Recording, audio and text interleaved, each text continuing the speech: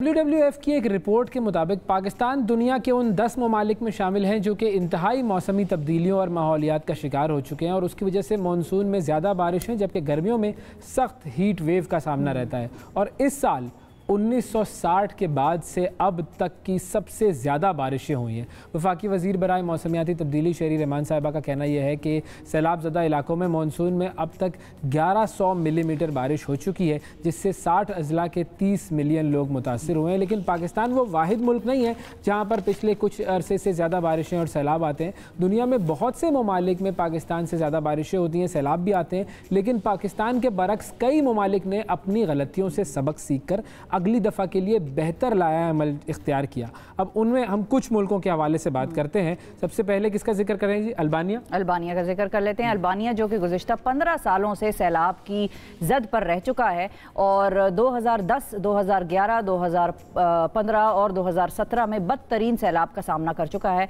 अब कई हद तक इस कुदरती आफत से महफूज है और हुकूमत की जानिब से जो ड्रेनेज बोर्ड है उसकी तश्कील दी गई। फिर उसके बाद मुतल्लिका शोबाजात जैसे कि सिविल इमरजेंसी और पानी की फराहमी के शोबे को बेहतर किया गया ताकि आइंदा सालों में नुकसानात में जिस कदर हो सके कमी लाई जा सके, और ये अल्बानिया की स्ट्रैटेजी थी। फिर जर्मनी की अगर हम बात करें तो जर्मनी दुनिया के उन चंद ममालिक में शामिल है जिसमें कई समाजी और इक्तसादी अवामिल माहौलियाती तब्दीलियों के साथ मिलकर सैलाब से आने वाली तबाहियों को कई गुना बढ़ा देते हैं। और इस सूरत हाल से बचाव के लिए जर्मनी ने सबसे पहले जो काम किया वो उन्होंने ये किया कि अपने इमारती ढांचों को बेहतर से बेहतरीन बनाने पे काम करना उन्होंने शुरू किया।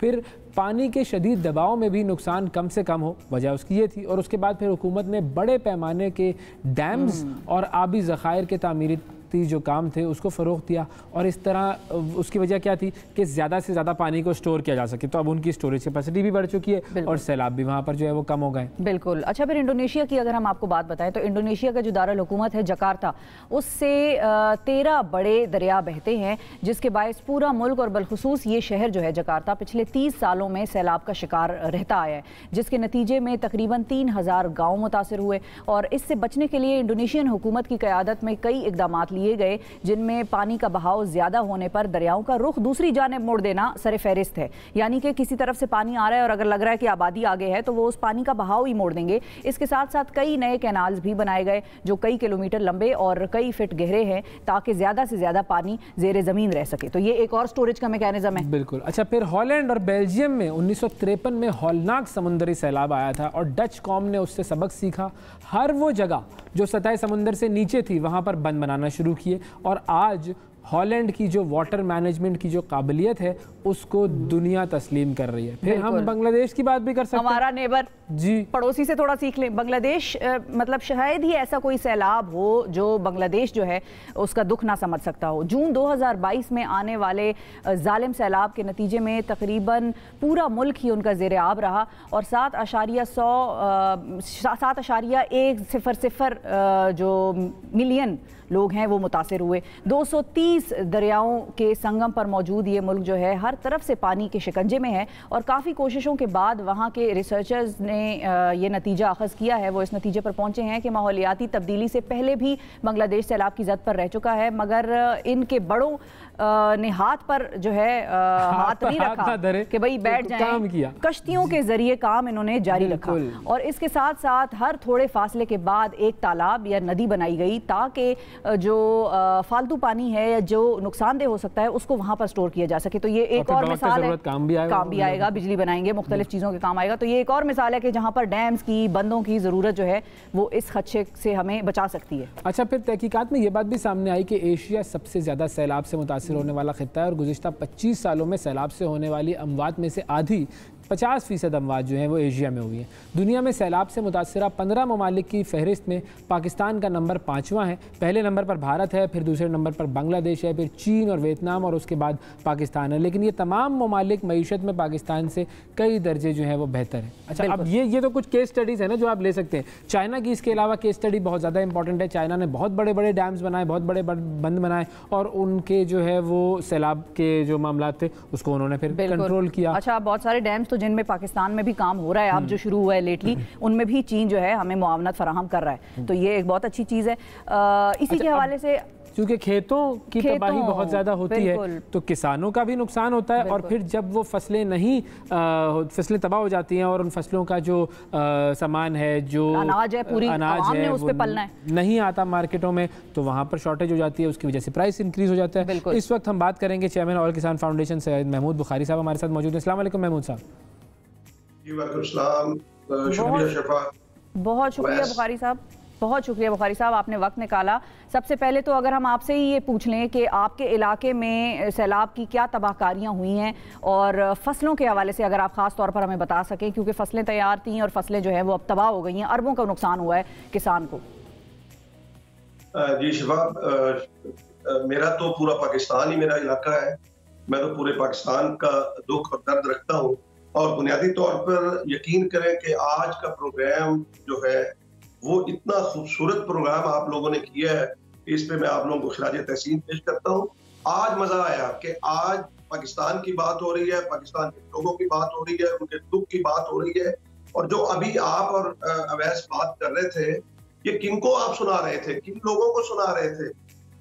सैलाब में डूबे हैं तो हम लोग डूबे हैं, वो तो इक़्तिदार के उस नशे में डूबे हुए हैं, उनको कुछ नजर नहीं आता। खैर, आपने पूछा, मैं ये कहता हूं कि ज़राअत को जब तक हमारा मीडिया जो है वो एक नेशनल डिबेट के तौर पर नहीं करेगा, उस वक्त तक इस ज़राअत में कोई बेहतरी आने की तवक्को नहीं है।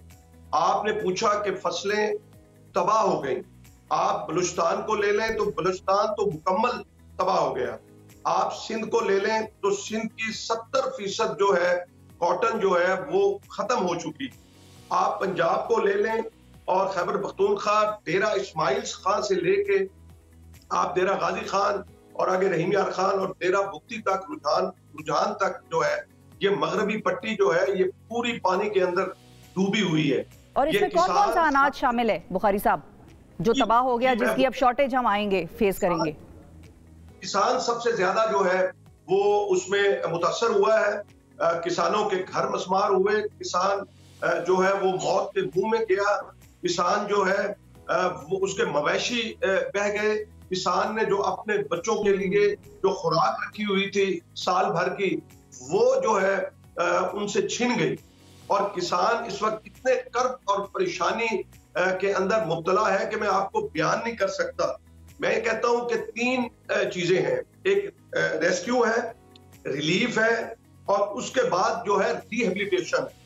इन 3 चीजों के ऊपर लेकिन हुकूमतों की हमें कोई प्लानिंग नहीं नजर आ रही। आपने अपने इंट्रो के अंदर भी कहा, आपने ये बात बताई है कि हमारे यहाँ उस वक्त जो है वो हम होश में आते हैं जब कोई मुसीबत हमारे ऊपर आन खड़ी होती है, और उस वक्त बेसूद होता है। अब मैं आने वाले वक्त की आपको बताऊं कि क्या होगा क्या, बिल्कुल जी, कॉटन जो नहीं है, हमने उसमें कि क्या हुकूमत को करना चाहिए, क्या हमारे वो जो सनतकार है उनको करना चाहिए, क्या हमारे जो सरमायादार है उनको करना चाहिए। आप ये देखें कि किसानों का सिर्फ यही नुकसान नहीं हुआ, फसलें उनकी गई अरबों रुपए की। आप ये देखें कि 10 अरब डॉलर की कॉटन का जो है वो है, और हम IMF से मेरे ख्याल में कि 1.25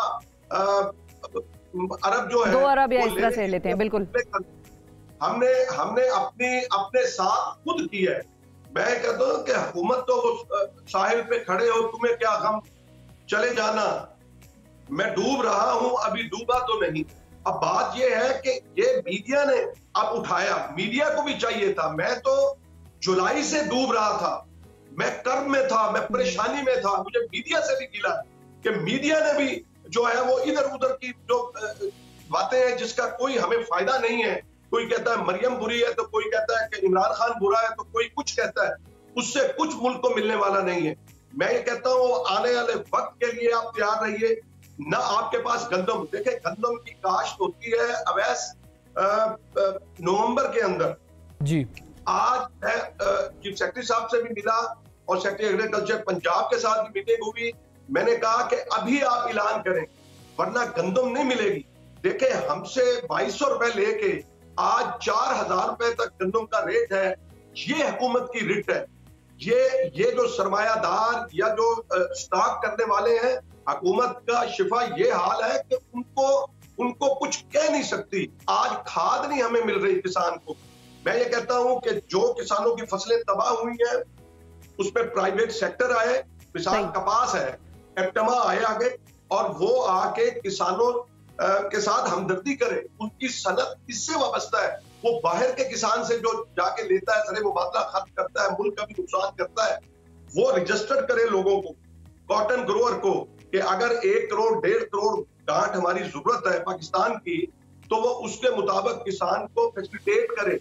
सही है। तो बुखारी साहब, अब अगर हम आगे का लाए अमल देखें कि ये तो मदद तो हमने कर ली, मांग ली, अपील भी कर ली, अब आगे बाजार में, मार्केट में, क्योंकि चीज़ों की कीमतें बढ़ गई हैं, 300, 600 रुपए की चीज़ मिल रही है इस वक्त, सब्जियों की अगर हम बात करें। इसी तरह बहुत सी ज़मीनें जिन पे पानी आया हुआ है वो अगले चंद माह तक नहीं तैयार हो सकती कि अगली फसल भी लगाई जा सके। तो ये कितना लंबा शॉर्टेज होगा, और पाकिस्तान की फूड सिक्योरिटी में कौन कौन सी ऐसी चीज़ें हैं जो अब हमें बाहर से मंगानी पड़ रही, मतलब ऐसा है इम्कान कि हम बाहर से मंगाएंगे? जी शिवा, मैं आपको अर्ज कर दूं कि इस वक्त क्योंकि हमारी ज्यादातर चीजें जो है, सब्जी हैं, ये टमाटर है और दीगर चीजें ये बलूचिस्तान से आती थी और सिंध से आती थी, और वहां पे इसकी शॉर्टेज हो गई, दूसरा रास्ते बंद हो गए, जिसकी वजह से मैंने भी कल प्याज खरीदे और आलू खरीदे, मेरे खुद होश उड़ गए। अब उसके लिए वही मैं अर्ज करने जा रहा हूँ कि सबसे पहले अब मेरे पास तो पैसा नहीं है। आप यकीन करें कि मैंने 6 एकड़ कपास बीजी है, छोटा किसान हूं मैं। अब मेरे ये हुआ कि बारिश मुसलसल चुके होती रही, अब ये अल्लाह का अजाब कहूंगा, ये पकड़ हमारे अमाल है, अल्लाह हमें माफ करे, कि उस कपास, खिली हुई कपास में से और पौधा निकलना शुरू हो गया। अब मैंने तो खर्च कर दिया, अब मेरा नुकसान हो गया, मुझे कौन वो पूरा करके देगा? ये रियासत माँ के जैसी होती है, ये बाकी चीजों से तवज्जो हुकूमतें हटा दें। ये सरमायादार, जिस तरह ये बड़ी बड़ी सनतकार हैं, वो मैदान के अंदर आए और इसमें आप रजिस्टर करें। हमें पता है कि हमें टमाटर कितना चाहिए, हमें पता है कि हमें प्याज जो है वो कितना चाहिए, हमारी आबादी 22 करोड़ है, तो उस हिसाब से ये तमाम शुमारियात का डिपार्टमेंट जो है वो हमें बता देता है। सही है, बिल्कुल ठीक है। आज खाद हम दे बिला सूद कर्जे। बैंक जो है, खैबर बैंक, पंजाब बैंक है और सिंध बैंक है, बलूचिस्तान है और दीगर बैंक हैं, ये खजानों के मुंह शफा खोल दें। अगर अगला डिजास्टर जो है वो इससे भी खौफनाक है। मैं ये कहता हूं कि ये किसानों के साथ अगर ये इस वक्त साथ खड़े नहीं होंगे तो फिर आप ठीक है, यानी कि हुकूमत को फोकस करना चाहिए कि किसी किस्म का किसान पर मबनी रिलीफ पैकेज जो है उसका जल्द अज जल्द ऐलान किया जाए। और मिफ्ता साहब से भी हमारी भी ये दरख्वास्त है कि जाहिर है पाकिस्तान की फूड सिक्योरिटी बहुत इंपॉर्टेंट है। अनाज जाहिर है खाएंगे नहीं लोग तो फिर खाना जंगी कभी खुदा ना खास्ता इस तरह के भी मामलात होते हैं कि जाहिर है जिसको खाना नहीं मिलेगा फिर वो परवाह नहीं करता कि उसके सामने कौन है। तो ज़रूर इस किस्म का एक ऐलान आना चाहिए हुकूमत की तरफ से। बहुत शुक्रिया अदा करेंगे महमूद बुखारी साहब, आपने वक्त निकाला। अल्लाह ताला आप लोगों के लिए भी और किसानों के लिए मुश्किलें आसान करें।